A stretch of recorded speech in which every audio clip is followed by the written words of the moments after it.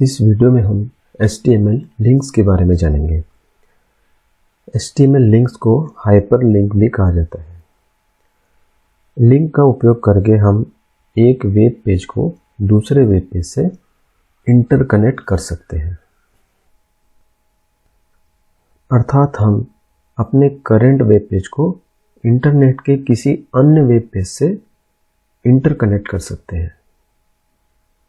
किसी web page में link create करने के लिए ए टैग का उपयोग किया जाता है। इसे एंकर टैग कहा जाता है। तो लिंक क्रिएट करने के लिए हम पहले इसका सिंटैक्स देखेंगे।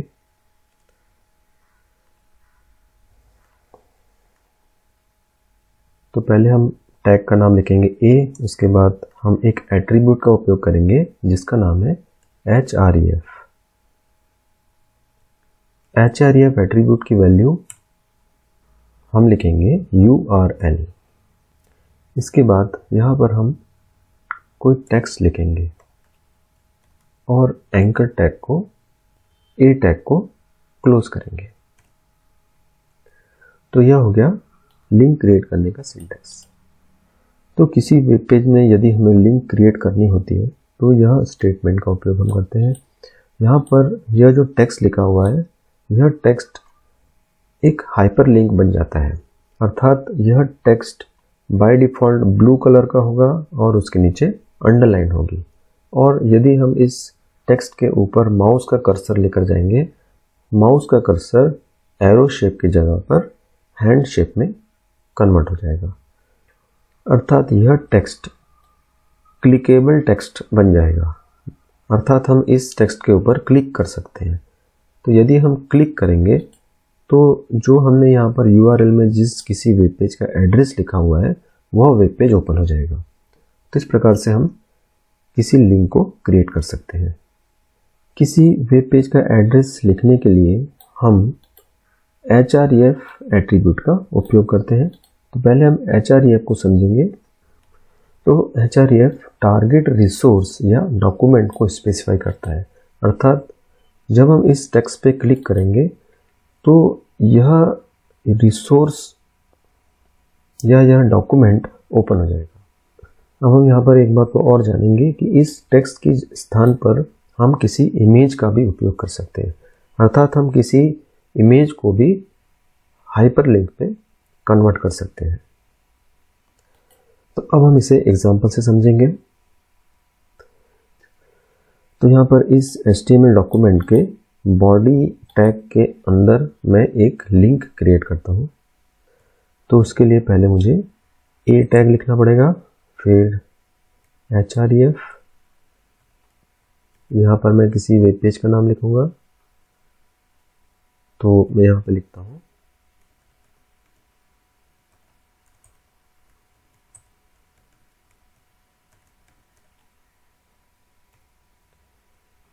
तो हमने यहाँ पर गूगल का URL लिखा है। यहाँ पर हम लिंक टेक्स्ट लिखेंगे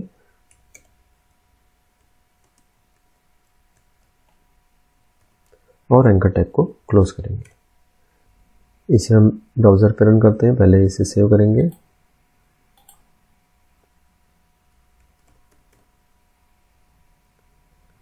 इसे लिंक नाम से सेव किया गया है।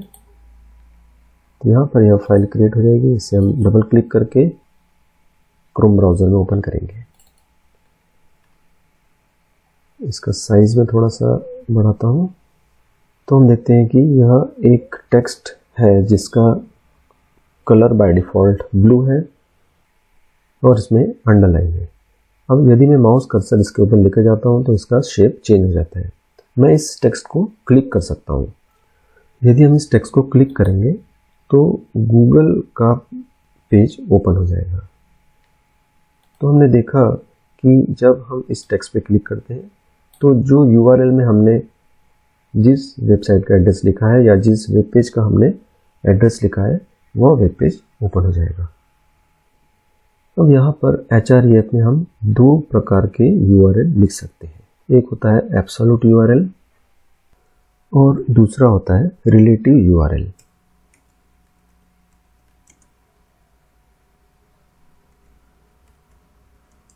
एब्सोल्यूट URL में हम एक कंप्लीट वेब एड्रेस लिखते हैं।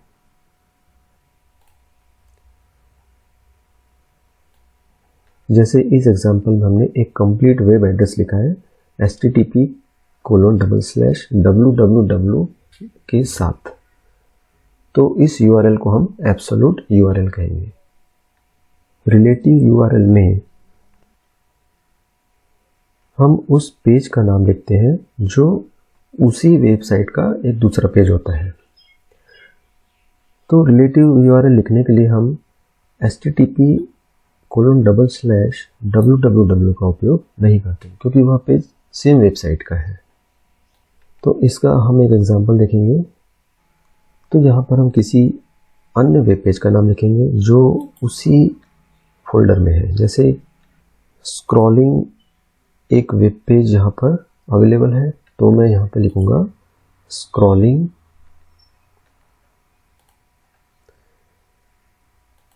तो इसी वेब पेज का नाम हम वहाँ पर लिखेंगे।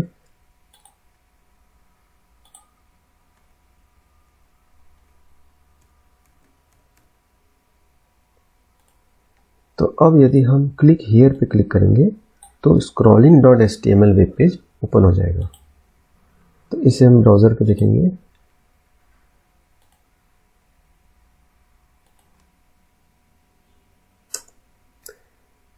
ये पुराना आउटपुट है, इसे मैं पहले रिफ्रेश करता हूँ। अब यदि मैं क्लिक हियर पे क्लिक करता हूँ तो यह scrolling.html वेब पेज ओपन हो जाता है।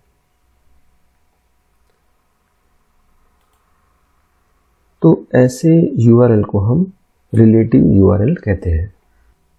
इस एग्जांपल में हमने देखा कि scrolling.html उसी फोल्डर में है जिस फोल्डर में link.html वेब पेज है। यदि scrolling.html किसी अन्य फोल्डर में होता तो हम उसे कैसे एक्सेस करेंगे ये हम देखते हैं। तो उसके लिए मैं यहाँ पर एक नया फोल्डर क्रिएट करता हूँ जिसका नाम है होम। इस scrolling.html को हम होम में मूव कर देंगे। इस होम फोल्डर के अंदर अभी scrolling.html है। तो उस केस में यदि हम इस टेक्स्ट पे क्लिक करेंगे तो वह पेज scrolling.html ओपन नहीं होगा। क्यों? क्योंकि scrolling.html अब होम फोल्डर के अंदर है। तो ऐसे केस में यूआरएल को चेंज करना पड़ेगा। तो उसके लिए पहले यहाँ पर उस फोल्डर का नाम हम लिखेंगे, फिर स्लैश लिखेंगे और इसके बाद हम उस HTML डॉक्यूमेंट का नाम लिखेंगे। इसे हम फिर से ब्राउज़र में एग्जीक्यूट करते हैं। इसे रिफ्रेश करने के बाद हम इस पर क्लिक करेंगे तो यह scrolling.html ओपन हो जाता है।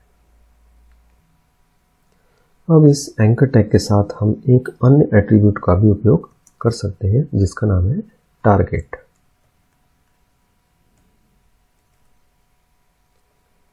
तो टारगेट एट्रीब्यूट का उपयोग करके हम यह बता सकते हैं कि यह जो यूआरएल है वह कहाँ पर ओपन होगा। कहाँ पर ओपन होगा का मतलब है कि यूआरएल सेम विंडो में ओपन होगा या सेम टैब में ओपन होगा या किसी न्यू टैब में ओपन होगा। अर्थात टारगेट एट्रीब्यूट यह स्पेसिफाई करता है कि हम किसी डॉक्यूमेंट को कौन से विंडो में ओपन करते हैं। तो यहाँ पर टारगेट एट्रीब्यूट की 4 वैल्यूज होती है। तो हम एक एक करके उन वैल्यूज को देखेंगे। पहली वैल्यू होती है अंडरस्कोर ब्लैंक। तो जब हम ब्लैंक वैल्यू का उपयोग करते हैं तो हमारा डॉक्यूमेंट या हम कह सकते हैं यूआरएल किसी नए विंडो या टैब में ओपन हो जाता है। तो हम इस एग्जांपल से समझेंगे। हमने यहाँ पर यूआरएल लिया है google.com का। अब हम टारगेट लिखेंगे जिसकी वैल्यू है अंडरस्कोर ब्लैंक।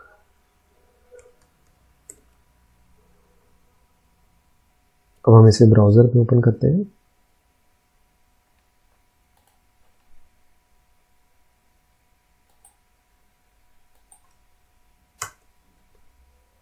तो अब यदि हम इस लिंक पे क्लिक करते हैं तो गूगल का पेज न्यू टैब में ओपन हो जाता है। तो यहाँ पे दो टैब है, एक हमारा link.html का टैब और दूसरा गूगल का टैब। तो जब हम इस पर क्लिक करेंगे तो गूगल का पेज नए टैब में ओपन हो जाता है। यदि हम टारगेट को रिमूव कर देंगे तो उस कंडीशन में हमारा पेज उसी टैब में ओपन होता है। तो यहाँ पर एक ही टैब आप देख रहे हैं। तो टारगेट अंडरस्कोर ब्लैंक का उपयोग करके हम इस URL को नए विंडो या टैब में ओपन कर सकते हैं। टारगेट एट्रीब्यूट की दूसरी वैल्यू होती है अंडरस्कोर सेल्फ। तो यदि हम टारगेट की वैल्यू सेल्फ देते हैं तो डॉक्यूमेंट करंट विंडो अर्थात उसी विंडो में ओपन हो जाता है जैसे अभी हमने देखा था। तो यहाँ पर हम ब्लैंक के स्थान पर अब हम लिखेंगे अंडरस्कोर सेल्फ। इसे हम ब्राउज़र पे रन करेंगे।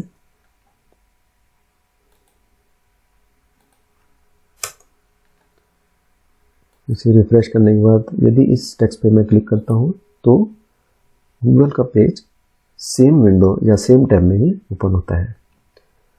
तो ऐसा पहले भी हो रहा था। इसका मतलब यह हुआ कि अंडरस्कोर सेल्फ इसकी डिफ़ॉल्ट वैल्यू है।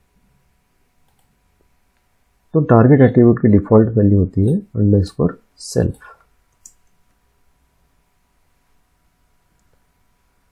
अब हम इसकी अन्य दो वैल्यू को भी देखेंगे। टारगेट एट्रीब्यूट की तीसरी वैल्यू होती है अंडरस्कोर पेरेंट। जब हम अंडरस्कोर पेरेंट वैल्यू का उपयोग करते हैं तो डॉक्यूमेंट पेरेंट फ्रेम में ओपन होता है। तो जब हम एक से अधिक फ्रेम का उपयोग करते हैं जिसमें एक पेरेंट फ्रेम होती है या बहुत सी चाइल्ड फ्रेम भी होती है, तो यदि हमने चाइल्ड फ्रेम में किसी लिंक को क्रिएट किया है और जब हम उस लिंक को क्लिक करते हैं तो उस लिंक को क्लिक करने के बाद डॉक्यूमेंट पेरेंट फ्रेम में ओपन होता है। टारगेट की चौथी वैल्यू होती है अंडरस्कोर टॉप।